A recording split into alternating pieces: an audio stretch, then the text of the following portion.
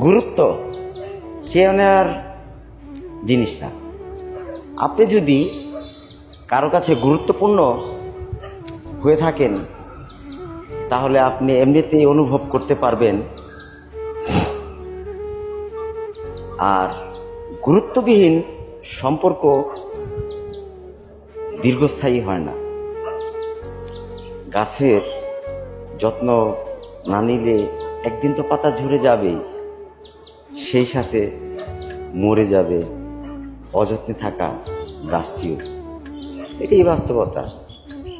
তবে আমরা সবাইকে গুরুত্ব দেওয়া শিখি, সবাইয়ের পাশে থাকি, সময়ের মূল্য দেই, কাউকে অবহেলা না করি। কারণ গুরুত্ব কখনো টাকা দিয়ে কিনে নেওয়া যায় না। সম্পর্ক, সম্মান কখনো টাকা দিয়ে কিনে নেওয়া যায় না। গুরুত্ব দিতে শিখি, মানুষকে ভালোবাসতে শিখি, এটাই বাস্তবতা।